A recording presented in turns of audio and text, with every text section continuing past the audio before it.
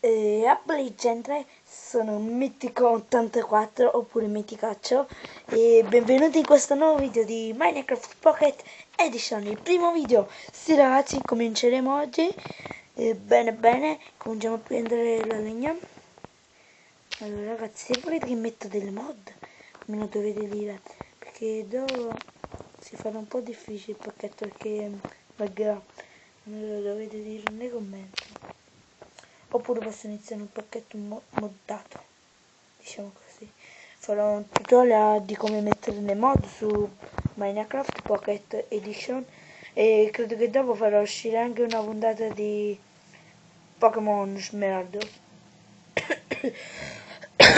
Ragazzi, scusate per la tosse. Bene, cominciamo a prendere un po' di legna.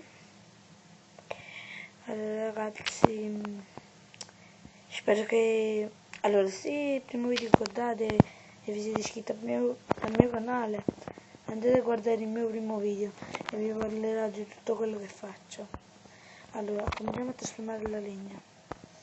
Allora, facciamoci una caffettable degli stecchini.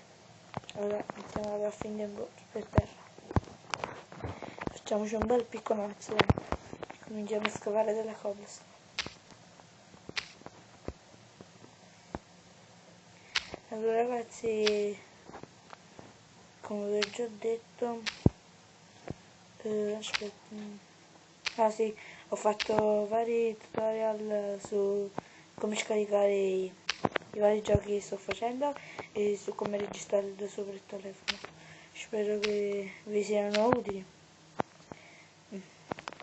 Se devo ridere. Oh, ferro! Bene, iniziamo, vediamo. Allora, un po' di cobblestone da farci un picconazzo di ferro. Scaviamo un due. Cominciamo a scrivere ragazzi, non so se sentirete un po' di rumori strani. Ragazzi, come vi ho detto, i video li dividerò, però è come se fossero una puntata, non vi preoccupate, non è che farò 570 miliardi di puntate, non vi preoccupate.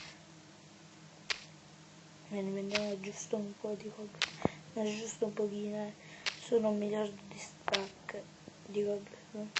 Vabbè ragazzi, con un piccone di legno siamo arrivati a prendere fino a 59 pezzi di cobblestone.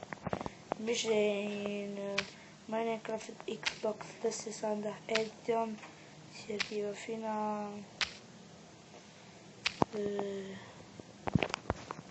uno stack, sì, uno stack. Quando l'abbiamo preso?